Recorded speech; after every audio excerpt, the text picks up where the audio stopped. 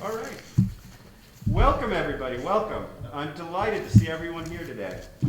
And a quick note just before we get started. This event is actually being video recorded, and it will be uploaded to the McGillicuddy Humanities Center YouTube page. So by being here and present today, asking questions or being involved, you are consenting to being recorded. Just one. Oh, Brian's making a run for the door. All right, today it gives me great pleasure to introduce our panelist and moderator, who in all different ways apply humanities skills every day in the work they do.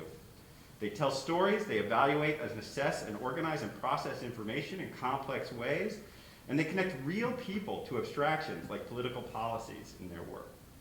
These endeavors are at the heart of the concept of the McGillicuddy Humanities Center 2021 Annual Symposium theme, which is, right over here, Humanities Impact in Real Life.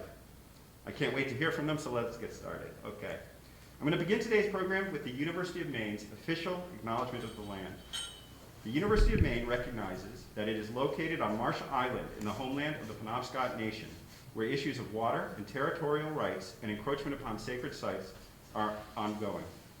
Penobscot homeland is connected to the other Wabanaki tribal nations, the Passamaquoddy, Maliseet, and Micmac, through kinship, alliances, and diplomacy.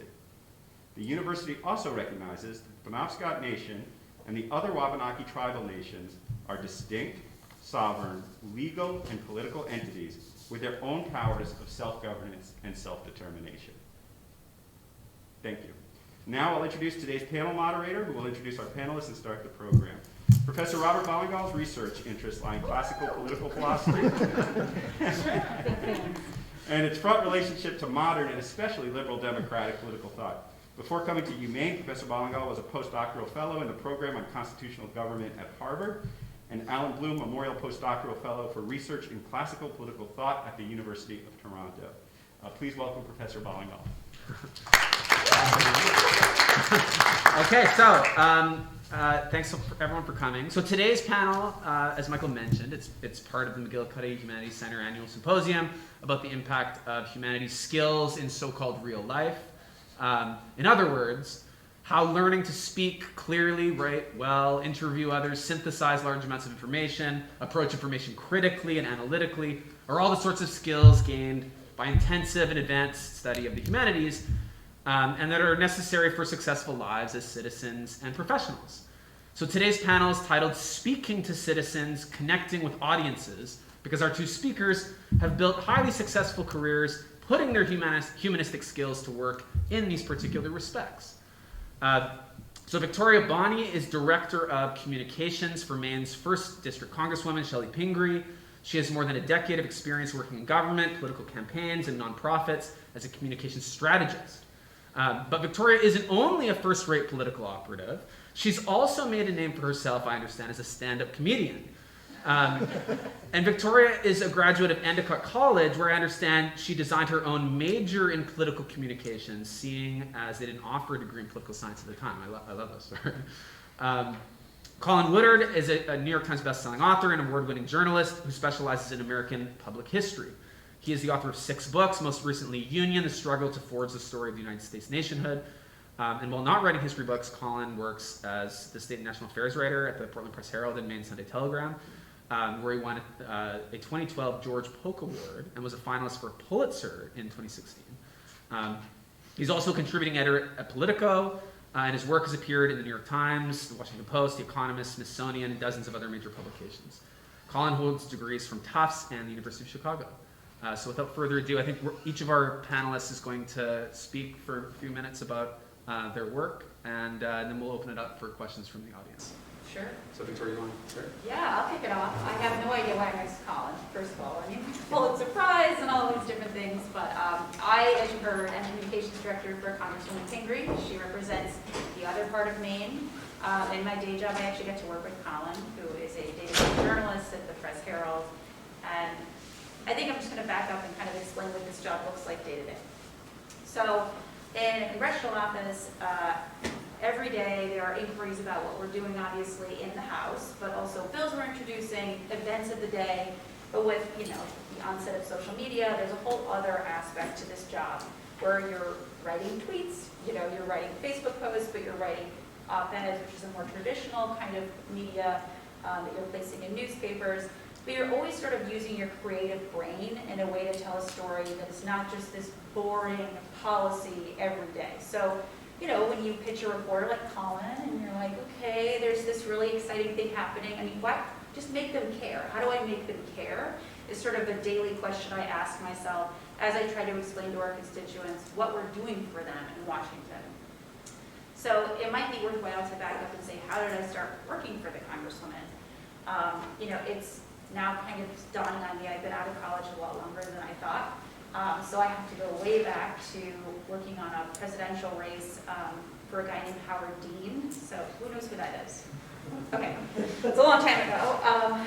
So back in 2004, you know, he'd only been in the war in Iraq for a short time, and I, as a college student, was against the war, but that was a very controversial position, and I know that's kind of hard to imagine now. But no one who was running for president against George Bush was against the war, except for this guy named Howard Dean, who I'd never heard of. I wasn't even involved in politics. I liked creative writing. I thought I was going to be a poet. You know, like completely not interested in this.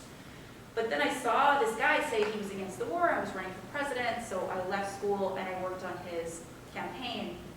If any of you ever get the opportunity to work on a campaign, even for free, I completely recommend it, because I was around so many young, inspired people. I was just like taking notes like a little sponge. So it was like, who's Barney Frank and who's Bill Frist, and sort of putting all these things together about our government that maybe I learned about in the abstract, but didn't understand as it related to, you know, day-to-day politics.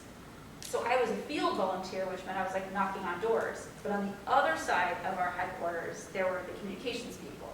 They got to be with the candidate all the time. They got to see like what Governor D was doing with Time Magazine and all these different interviews, and I was like, I want to be in that room. So I started working for my college newspaper. Another thing I completely recommend if you're not doing it now. And I wrote a column I was really proud of, and I got it in the Boston Globe and the International Herald Tribune. And at the time, I was interning for the Speaker of the House in Massachusetts, and he didn't even like know who I was. And then I had this column in the Boston Globe, and he like found me in the office and was like, "Did you write this?" I was like, "Yeah." And he's like, "Okay, when you graduate, you call me."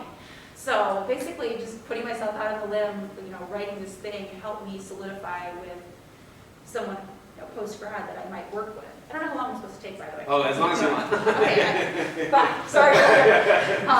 So anyway, I fast forward. You know, I worked through the college newspaper, and I really find my voice in writing, and I found this passion for progressive politics.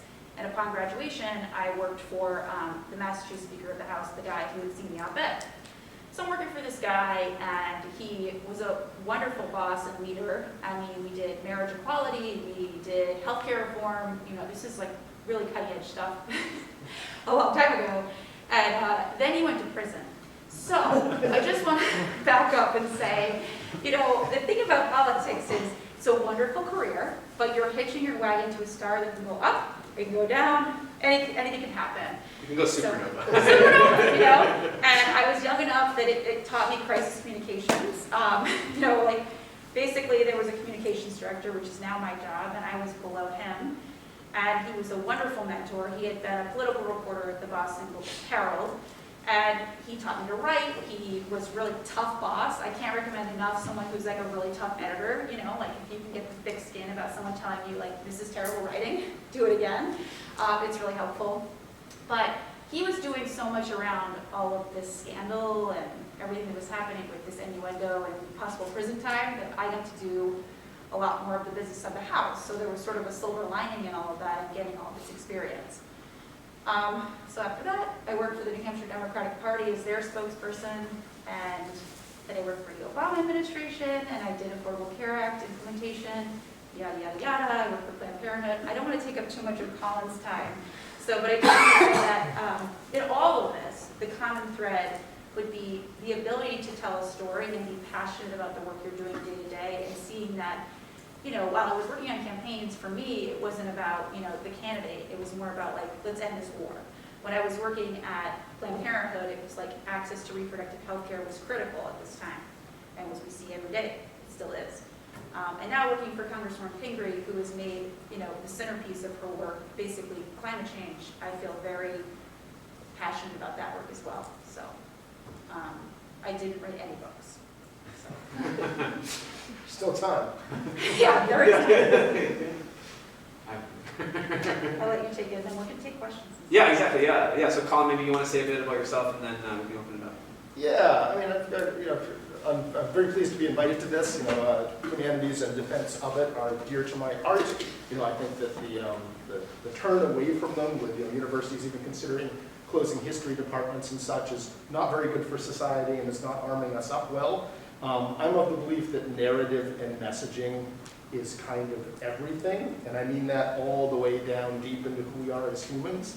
Right? We're creatures who experience time in a linear fashion. We're mortal, and we're trying to make a sense of the signals from the noise as we go through life. Where are we going? Where did we come from? What are we doing here? What should we be doing here? Those are the great questions of religion and history and philosophy and sociology and anthropology and the like. You're arming yourself up to be able to do what are maybe the things that distinguish Homo sapiens from all the other species. The ability to create narratives and think in chains, right? How did we do agriculture? How did you get everyone to say, oh, stop everything, come help me plant, right? We'll share the crops later. Help me build the irrigation, right? You had to have a story that begins now with us doing this stuff and ends with we get a bunch of crops and it's good for everybody, right? A lot of species can't do that. The narrative and the story arc is burned in deep to the way we think and the way we process information. And that's really important now because we have more information than we know what to do with, right? In our pockets, we all have a device that can access the sum total of all human knowledge immediately and communicate. You can make a phone call to 1 billion people right here and right now, right? We use it to take and distribute pictures of cats, but it's there. We're flooded with it, more than we can process and handle. There's no shortage of information, there's the shortage of knowledge and wisdom, which is taking the data points and making sense of it, usually through some form of a narrative arc that intelligently gathers them together and shows you where you're going or where you ought to be going. And this is all important because those are all the skill sets of the humanities, right? All the disciplines are about precisely that. It's about understanding, having the skills to build narrative, right? All the soft skills about how to, understand and debate information, think critically, think concisely and clearly, do research. If you can think clearly and concisely and do research, you can write well, all those powerful things. But the point is the message and the narrative, I think, is kind of everything. And we're seeing it now, right? Both the narrative of understanding where we are and lessons from the past and the like, what can the Bosnian genocide tell us about things today? What kind of story made it possible for thousands of ordinary Americans to gather at Daly Square last week in Dallas and wait for J.F. Kennedy Jr. to rise from the dead to go on and be Trump's running mate? That must have been quite a story, right? But they're there because somebody successfully sold them that story. It's not rational. It's not fact-based. It's something beyond that was able to be articulated. They shape events, right? We're not as rational beings as we'd like to be. It's best if our narratives and our messages and our stories are indeed fact-based, if they're good ones, but there can be good and bad narratives. It's a war for all of us, and it's a war which right now has the absolute highest possible stakes. The hour is much later than most people in Washington seem to realize. So, I think that the humanities is really important, and not just in a soft way, but to everything, and the neglect of it is leaving us in trouble. You don't have a message, doesn't matter in politics how good your policies are, right? Democrats can outline a whole bunch of policies and justify in rational terms why our capital gains tax idea is great, and our plans for they're doing this is great too, and the polling is 80% of people and 62% of Republicans support it. Doesn't matter, you're going to lose the election if you don't have a story of where you're going. Make America great again. Ronald Reagan's Morning in America. What was Hillary Clinton's? Anybody? Together. Something, right? I can't remember. Right. I mean, the message and the narrative matters even more than all of that stuff in politics, in all other matters of society. So that's, I believe that's all really important, and I work in that sphere. It's pretty much the connectivity of what I do. I grew up in Maine, up in Strong, Phillips, Kingfield, that area, Western Foothills. Went to Mount Abram High School. We sometimes come here to Orono and indoor track and field. We have our indoor meets right at the field house over here. In fact, in like 1985, I think I set Mount Abram High School's indoor track pole vaulting record in that building, which is like 11 feet. I mean, there's like Not to brag. right? I mean, that's how low it was. But yeah, so we'd be around Orono quite a bit. But I graduated from Mount Abram in 1987, so the story out there, the big story in the world all my life had been the Cold War, right? Manichean struggle between two systems and empires, and the world's divided, and there's nuclear-tipped armament and stuff. So I wanted to see, with Glasnost and Perestroika and this guy named Gorbachev, it seemed like he might be softening that all of that might change.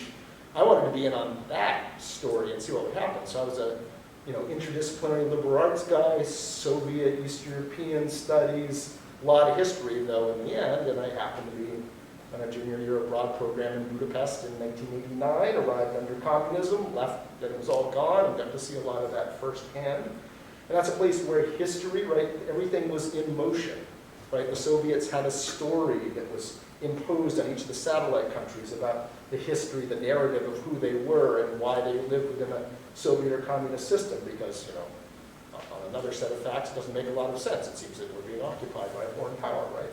Or what happened in the 1956 or 1968 rebellions. Now everything was changing. People were rising up with the news stories, unthawing ones from the 1930s. Some of those national stories weren't such nice stories, right? A lot of facts had been suppressed. Some of the countries were trying to create, Western democracies, liberal democracies from scratch, where they never had one before. Others were trying to reignite and find a liberal democratic tradition that had been interrupted for 55 years. Right? At that time, in '89, the old people still remembered it, sort of, but they were getting pretty old. Some places it succeeded. Some descended into actual fascism, ethnic conflict. And I ended up staying there through most of my 20s and most of the 1990s, seeing what would happen. And I discovered that people would let me, as a journalist, go around and do what I want to do anyway, which was see what was going to happen. Write stories about it, try to make sense and report back what was happening, but people would talk to me because I was a journalist in a way they wouldn't if you just knocked on the door and said, I'm a random American, would you talk to me, right? So it was fantastic. I spent a long time in that part of the world, seeing what would happen and seeing some of those lessons of messaging and narrative and making sense of the history in the past and how powerfully the history or the believed and received history affected events on the ground, right down to genocides and everything else. It could be a powerful force for good or bad. And then I came back to the United States. I was based in D.C. for about 4 years as a sort of globe-trotting reporter. I worked for the Chronicle of Higher Education, the San Francisco Chronicle, and the Christian Science Monitor back before it kind of shrank and disappeared for the most part.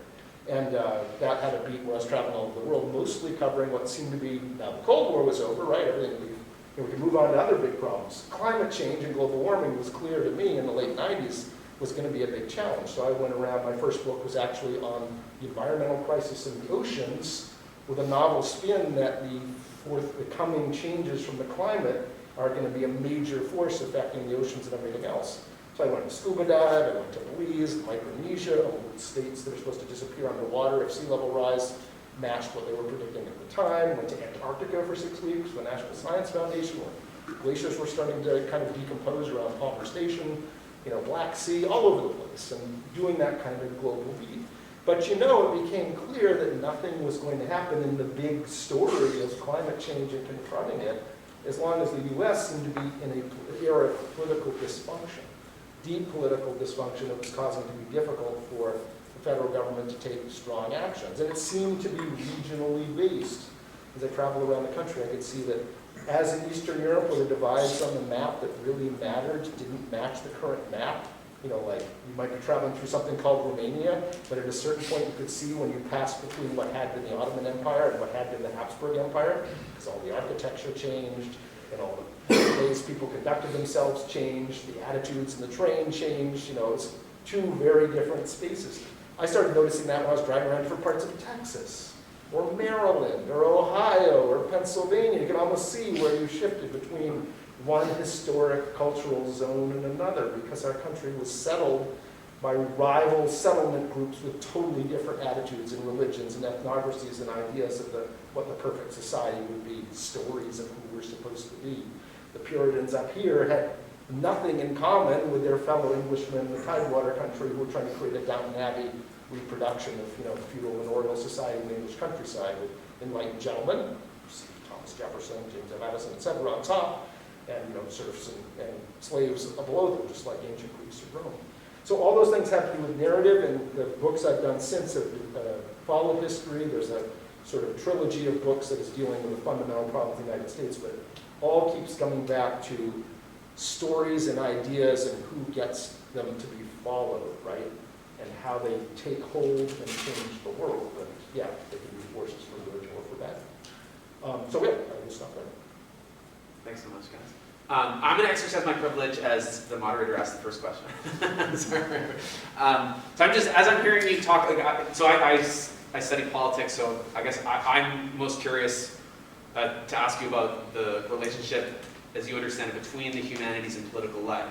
And in particular, I guess, as I hear you guys speak, you know, I think both of you regard narrative storytelling, the ability to communicate a kind of coherent story, as this really important contribution that you know, your background in the humanities or your ongoing interest in them, you know, equips you with.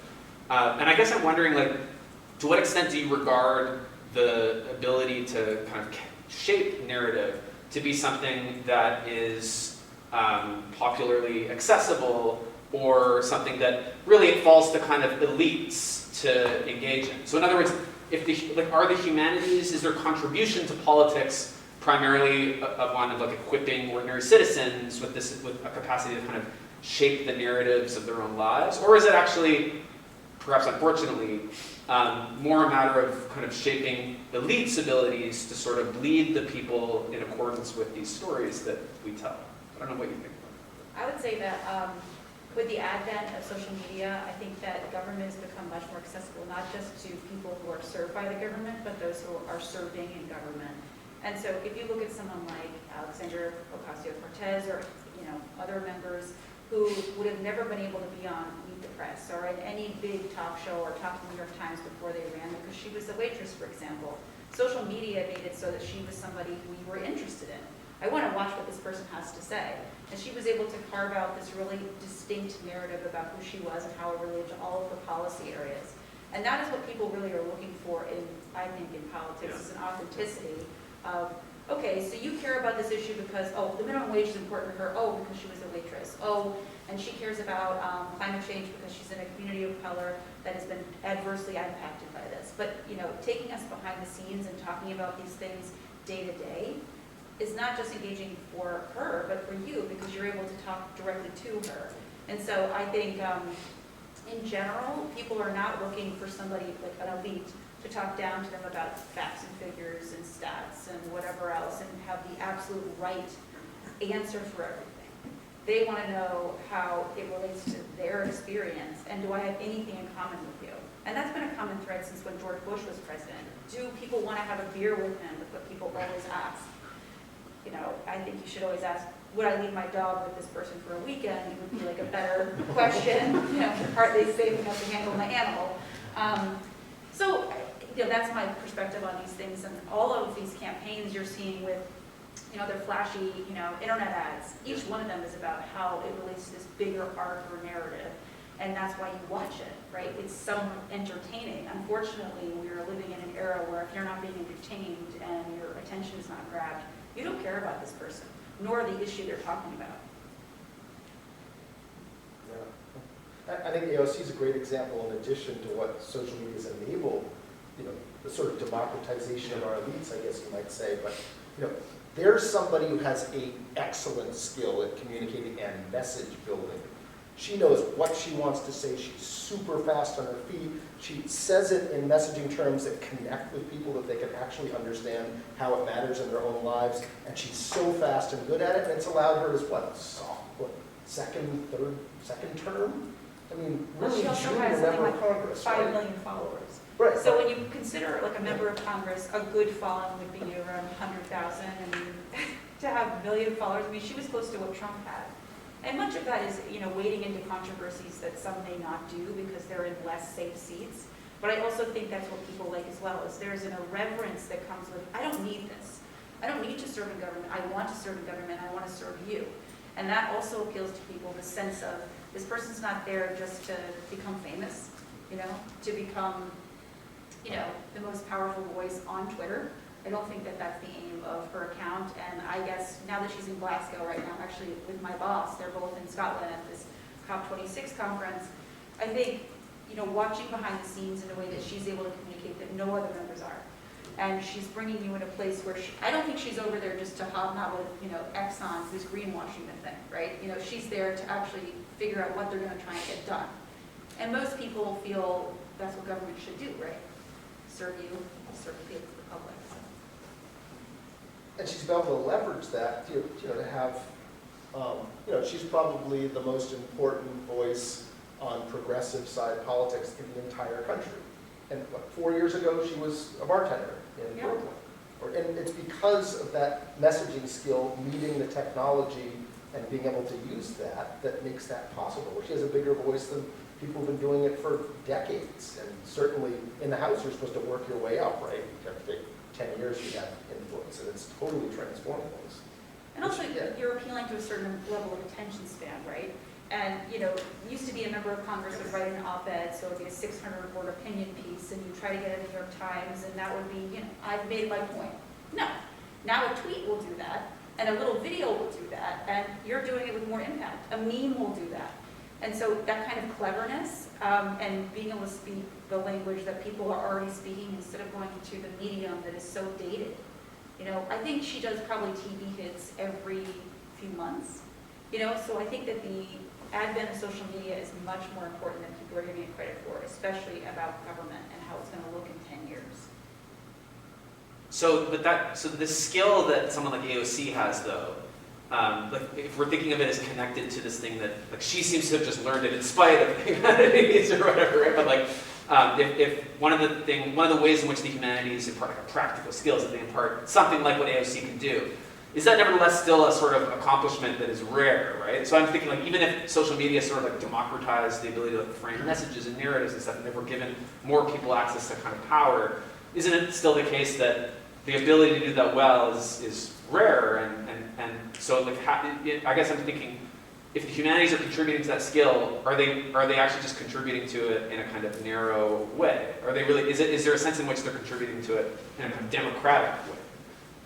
Or is it just necessarily something that only few people can do? Therefore, even if, what I hear you saying, Victoria, is that it's not that AOC is manipulating people with the message that she's imparting. It resonates with people for a reason. But are people, insofar as they're absorbing that message, sort of passive receiving it, right? Or are they reshaping it themselves using social media, what have you, right?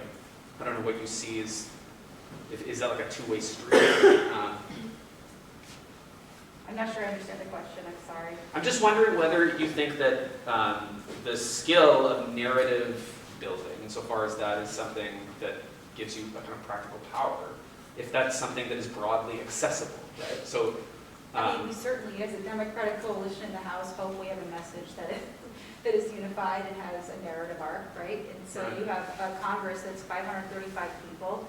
Each one of them has a very different brand, or if they think they're an independent part of it, but they're all part of this larger governance of Congress.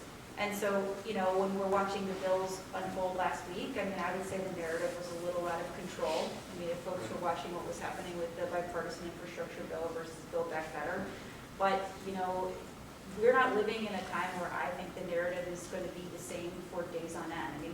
We're constantly in this news cycle where everything is shifting and every kind of sense of reality changes day to day. So like last Friday when we were, in an 18-hour day waiting for this bill to pass feels different than today, right? And our hope is that we can now sell this Build Back Better bill, by making it relatable to our constituents in the next few weeks. So I guess that's what I'm saying. Yeah.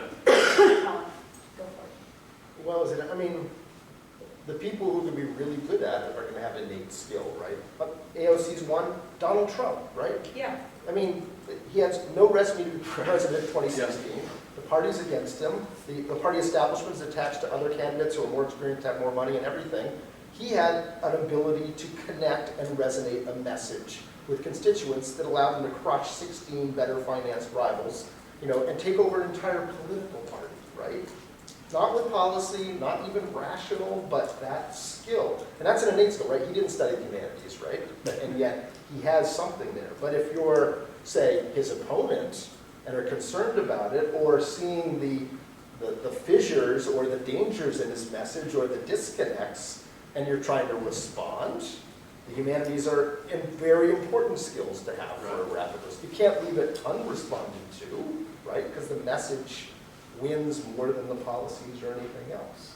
So I think, and it's two-sided, if you're talking about elites or, there are innate skills, but you can train up and be pretty good at something and arm yourself up. So you want to do that. And if you're the innate skill person, you might want to have people around you who are able to do that. And it's not just politics, right? We do this in all aspects of our lives. Stories about, all sorts of things, local issues, who we're supposed to be, the values you teach your kids. I mean, all kinds of things are built into narratives and stories, and I think it makes you function as a better human. But that flip, right? Is it about influencing the elites, or is it about the people's point of view and message using the elites as an instrument? I mean, it's both, right? If you're a good leader, leadership's about positioning into the possibility and taking a constituency and people with you, right? You're leading them. You don't just look at the polls and say, they think this. Right. Well, you need to know that part, but you might be leading them to think this. And the really transformative leaders have done that. How did the Republican Party during the Cold War forge a new coalition of people who work on the factory floor and the people who own the factory, right? That's a novel condition that you wouldn't see in a parliamentary system in Europe, right? You'd never see that. Or how'd they get the Christian evangelical right and Cato Institute libertarians in the same party, right? Does it compute, right? There was a messaging and a narrative thought out that gave a story that does put those things together, which the Cold War helped, right? Atheistic communism is the enemy, our opponents, the Democrats, and the New Deal order and Great Society looks a little bit socialist communisty, you can see where it goes, but messaging built that, right? And it led people and changed things. A lot of it was binaries. What you're talking about is having an other, right? If you have an other, then you can bring a coalition of people around you, whether that be a deeply racist narrative that Donald Trump had from the get-go and that people unify around, or it be something about like maximizing profits that you're talking about with Reagan and finding the other in that. But all of it just comes down to like raw emotion in terms of political messaging. But you get, that's absolutely true, and that's a very powerful shortcut. You can do it on the other side sometimes, like, Obama in 2008, right? There's out of nowhere defeats the anointed Democratic candidate, a message of hope and change in a time of crisis that inspired tons of Americans and had all kinds of crossover voters for him to triumph, even though he was, 1 year into the U.S. Senate and, had served in the state legislature in Illinois. I mean, that wasn't supposed to be there then, but he had a message. Obama's presidency, he did not use his messaging skills or didn't have the ability to push through his policy agenda once in office, right? It kind of stopped at the end of the campaign, and I think you could see the effects of it. But it's possible to build them without necessarily having the other, but the other certainly you could have helps. two more rhetorically different people than Donald Trump and President Biden. I'm sorry, Obama. In terms of the way that they spoke and delivered remarks. And President Obama actually gave a full speech, and Trump would go up there and he would go off the cuff. And I think for a lot of people that resonated with them. They didn't like the idea that someone was smarter than them and talking down to them because they were, well educated. And so we're always seeing this, even with the Virginia race last week. People are saying in this country, it's an educational divide. People who have more education are voting a certain way because they feel as though the quote elites are talking down to them or don't relate to their day-to-day struggles. And that's a criticism of the Democratic Party, that they are losing touch with that and have over decades.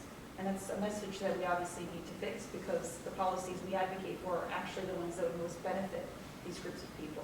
Right. Yeah, and it seems like the very crafting of tight, coherent narrative can come across as inauthentic, right? So there's this weird sense in which not having a nice, tight narrative is itself a kind of resonating story or something, right?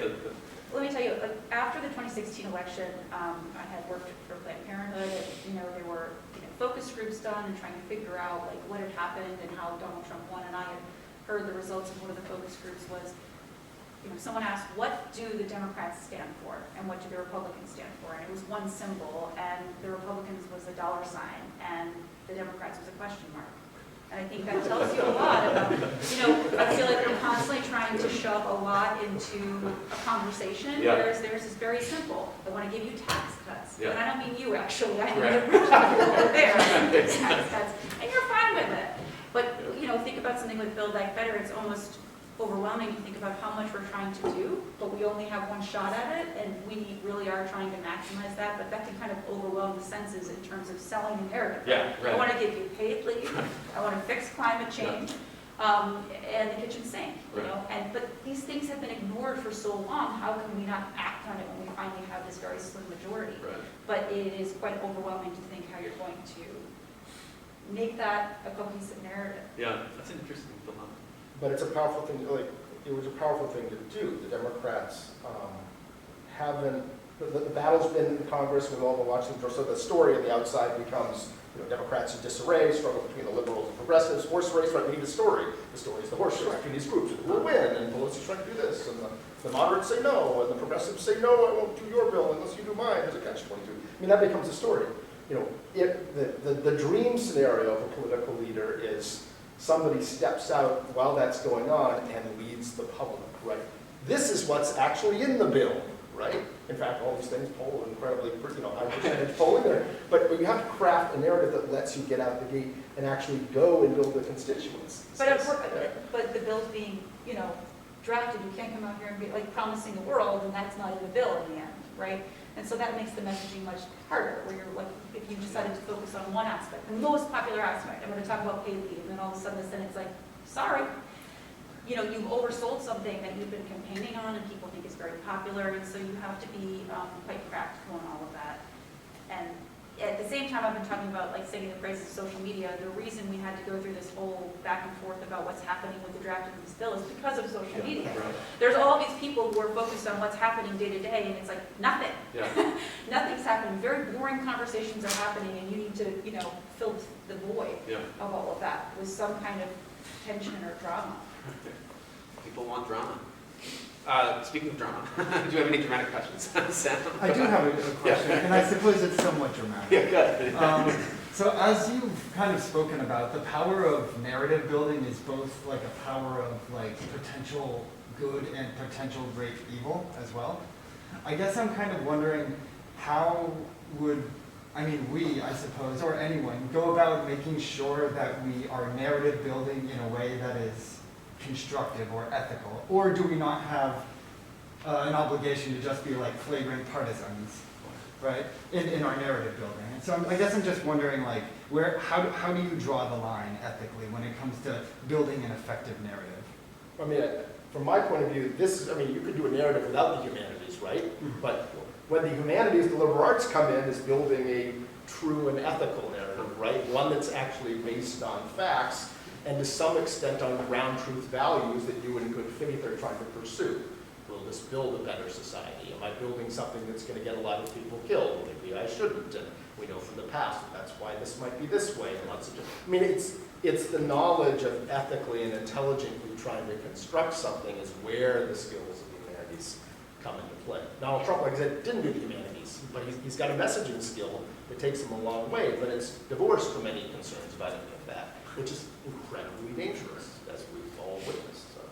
I would say day to day, I have this exact question come up with anything we're working on. We're working on a very specific bill about timber, harvesting, and it's just so specific and niche. How do I explain this to someone who's never heard about this, ever?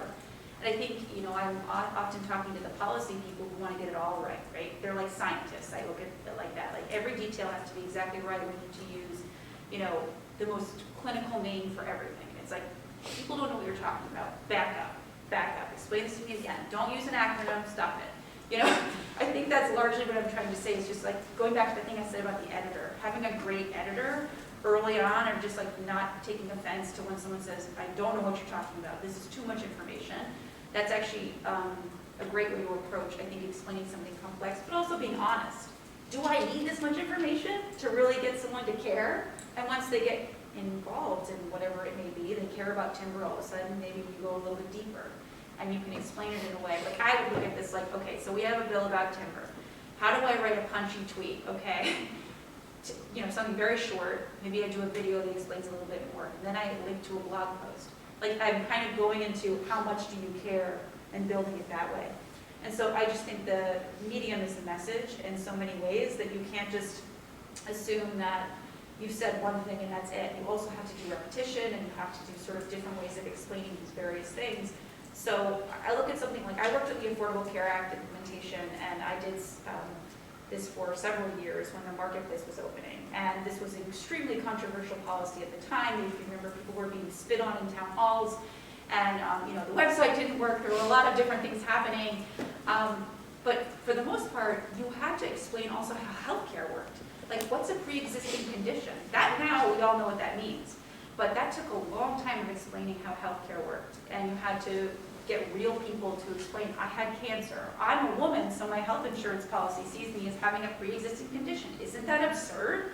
And so each of those examples would explain the definition, get people more involved, more interested in how this policy will change their lives. But it's a huge bill, right? So you had to take it little by little, and no wonder people didn't like it, because it was overwhelming, to take it all at stride. So I guess I would just say, edit, back up, but you don't have to do that and be dishonest in it. There's room for someone to say, like, you missed this part. It's like, yes, I will elaborate on that since you care, And in my day job, right, Portland Press Herald, covering this stuff, including Congress and interacting with Dory and her counterparts, the other members of the congressional delegation. I mean, that's information brokering where you're having to tell a story and simplify it to the point where the general reader, you have to assume the reader who's reading the story knows absolutely nothing about any of this, right? So you're having to grab in 800 words, 1,000 words, Build Back Better, latest drama, Congresswoman Golden says this, Congresswoman Pingree says that, Democrats can only afford to lose 3 votes. How's it going to play out? Here's the top stuff because it's Maine, we're a Maine newspaper. Here's the immediate background context so that any of you can understand why anyone would care about this. Here are the stakes for the 3-vote thing. Here's, working your way back and then being able to then set up the things where you can plug in a little bit more information. But you can only kind of ride across the surface, right? Just to skim it because And then we'll still be mad about the story. And then you've got to balance, right? Because you're trying to be the honest broker of information, so you're trying to balance the different points of view, right? Senator Collins is voting against it. Senator King is voting for it. Can you get statements from them? What if Senator King's giving you all the information you need and Senator Collins' office is giving you 1 sentence and you're having to go back and see if you can beef up, without their help, Senator Collins' side of the argument. But you don't want to beef it up too much because you don't want to make the argument, strong, all that kind of stuff, right? How do you balance it all in 800 words? I mean, that kind of gets into an ethics problem of journalism right now, too, is this feeling of how do you both sides an issue when an issue is just so obviously wrong. And so, there's no both sides to racism. There is no both sides to anti-Semitism and these sorts of hateful policies. But we do have reporters who feel some sort of obligation to quote somebody, just a completely irresponsible quote about something like Nazis, and then they'll have somebody else saying, like, this is absolutely not acceptable, and that's somehow written as a story that's okay. There's a lot of clickbait like that now that I find really problematic, and a lot of that comes from a misunderstanding of journalistic ethics, I think, and Mike could speak to this a little bit, but there's really no reason to have both sides to every single issue, right?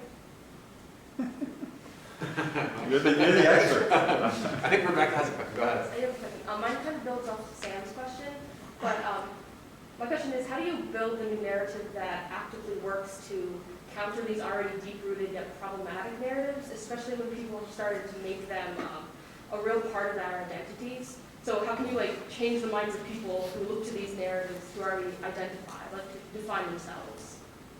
Can you give an example? With climate change, people who are steadfast and climate change does not exist, you can't change my mind to that. So how do you create a new narrative and get them to kind of come over and understand that climate change does exist, it's a real problem, and it's going to be a problem in the long run if you don't change your mind? If I had that, answer to climate change, I would give it to you for sure. But I personally see one of the narratives that is successful is some people want to look at this through the lens of economics because you're going to need to spend money to figure out proactively climate change. If you explain we're spending so much more money on disaster relief than we would be spending if we just took some resilience measures, that helps people understand the pocketbook a little bit. But also, say you're a homeowner And you try to say to people like, your home could be underwater soon, you won't be able to get flood insurance. I mean, really, at the end of the day, we're all kind of obsessed with ourselves, as we've seen. So just trying to put yourself in someone else's shoes that you're directly trying to talk to, what would convince that other person to give, you know, and to actually care about one another. And largely what's like kind of fallen apart is this feeling that there isn't a collective good anymore. I'm not supposed to care about anything but my well-being. What's been really exciting for me, having worked in Congress in the last 4 years, it's just been a really demoralizing time under Trump, and there were Republicans in control. We didn't do anything. I felt like we didn't do anything. We basically just stemmed the tide of them not destroying government. And then earlier this year, we passed the American Rescue Plan, and part of that was this child tax credit.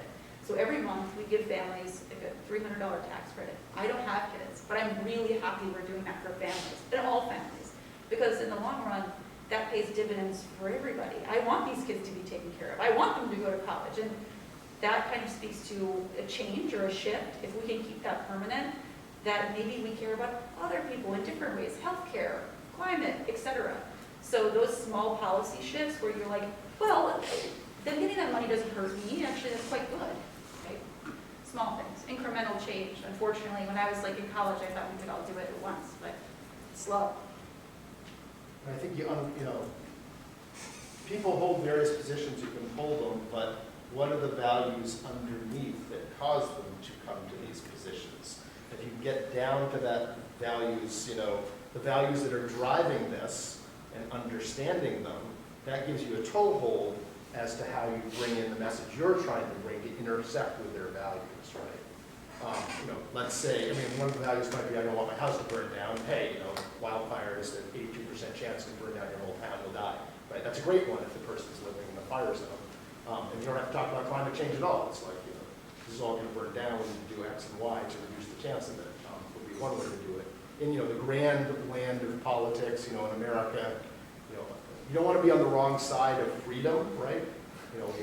Republican, if you have less taxes, you'll be more free. And the other side's like, deer in the headlights, or we want to fix these problems in society, but we'll have to raise your taxes. Well, that means you're less free, right? How does what you're doing here enhance and build a free society and protect our Western democracy and the American experiment? Well, that's a totally different way of framing it. And again, the value goal is... Well, look at how many words you had to use for that. Well, you have to boil that one down. That's where the message crafting comes. And what is the specific issue you're selling? If you're going to help subsidized child care, right?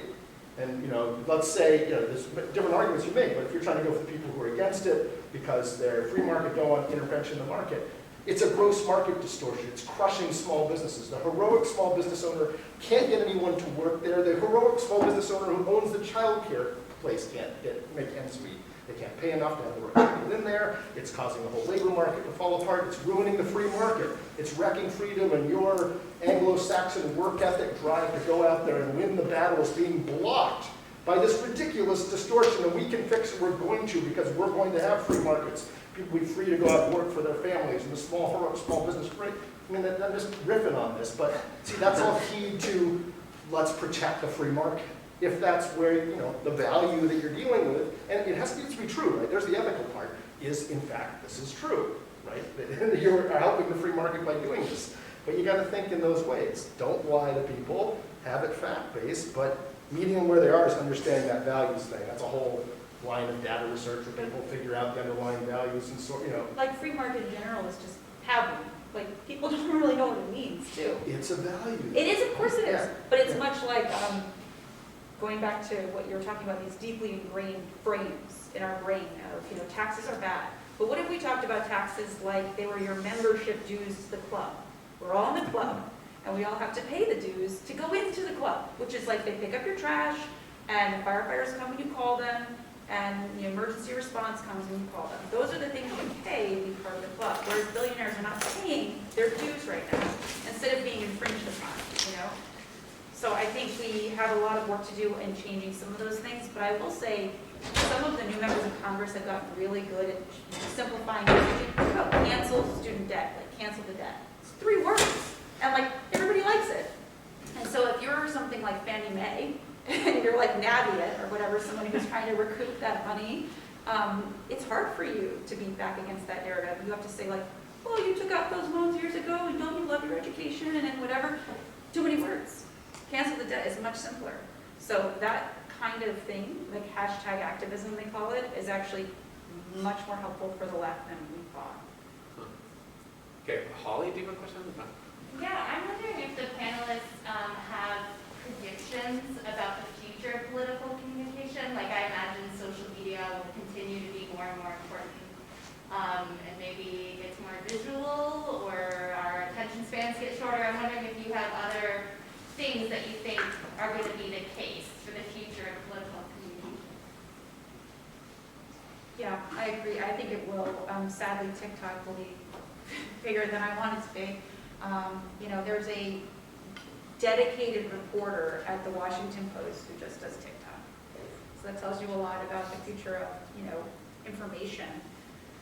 But, God, I hope it's not. You know, What a job that would be. I know, it's just such a long day every day.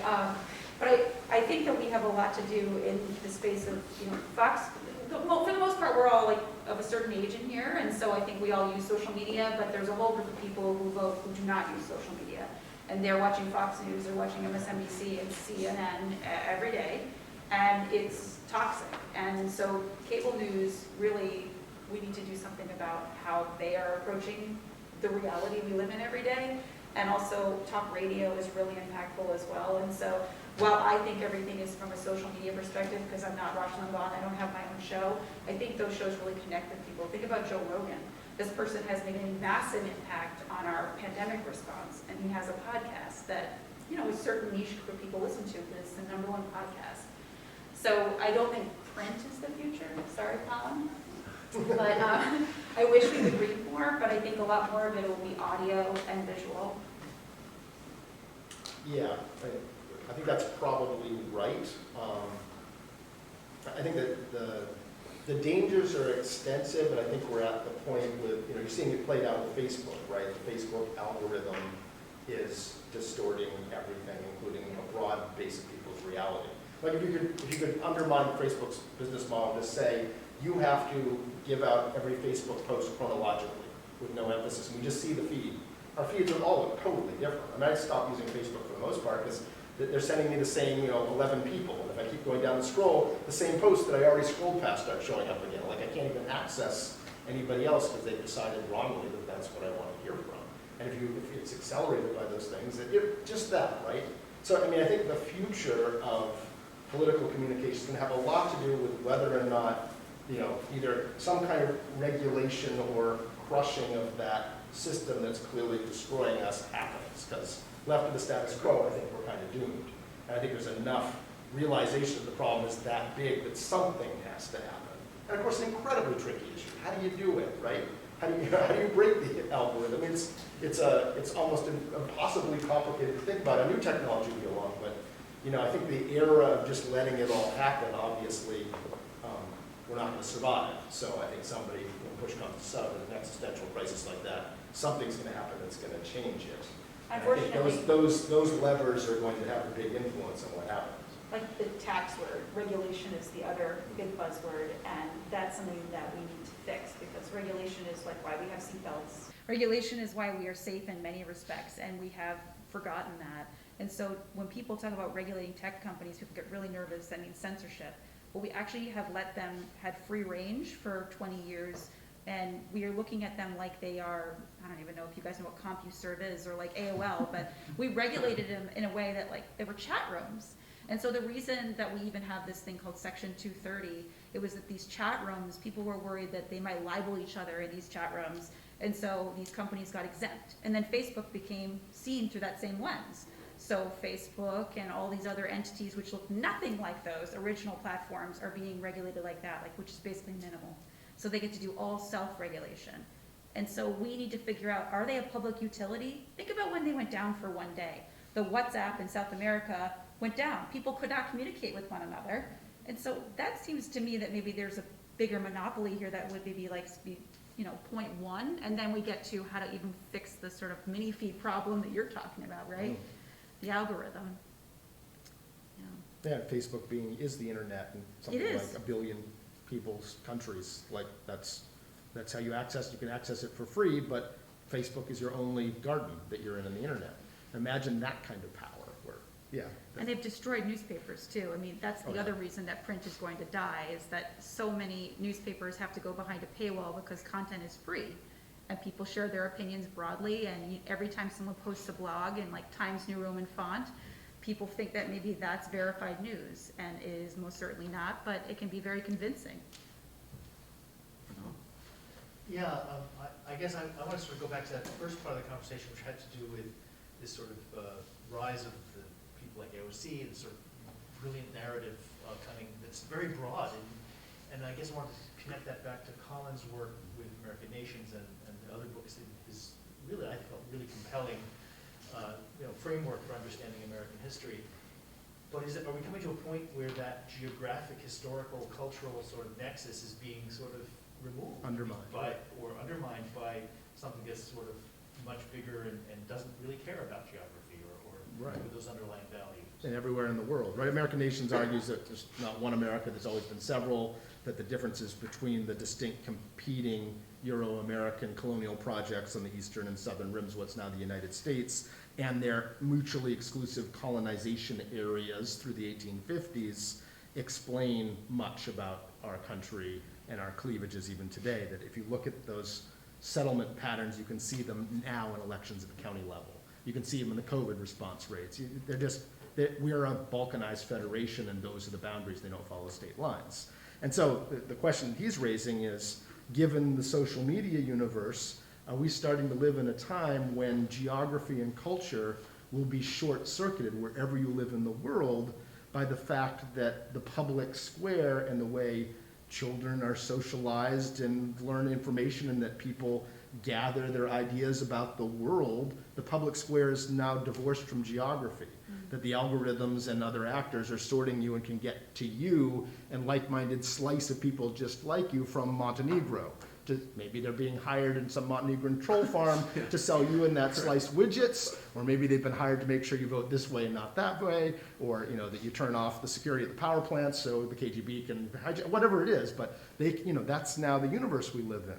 If we're all being acculturated in that way, then nation and spot and culture and your families and stuff will be much de-emphasized. That'll be the first challenge where the dissemination of culture from one generation to another might be divorced from those kind of linkages. This has been happening for a while. Like if you talk to people who were in the George W. Bush administration fighting ISIS, right? The radicalization of Islamic teenagers throughout the world. They were discovering that internet chat rooms and all this ISIS propaganda were going to 14 and 15-year-olds in Indonesia and Bosnia and all over Turkey and all over the place, and conditioning them to a form of radical Islam that had nothing to do with their parents or their communities or anything being taught in their local mosques. How do you avoid that? It was like a suddenly grabbing that one segment of the population and radicalizing a large segment, reaching out from beyond borders. Same thing happening now with Facebook and all of those algorithms. The QAnon phenomenon is a great one, yeah. So yeah, I do wonder, and it won't just be the United States, it'll be everywhere, right? That you'll start the corrosive effect on sort of cultural transmission. So yeah, those are all, we're in a whole new world that's moving kind of faster than humans are catching up and evolving and adapting to. And even beyond politics, it's scary to think we'd have the same ideas, all of us, the same ideas and perception all the time. Without our cultural differences, it's pretty boring. Right. Yeah, absolutely. Well, we're out of time, actually. So please join me in thanking our panelists. For their conversation.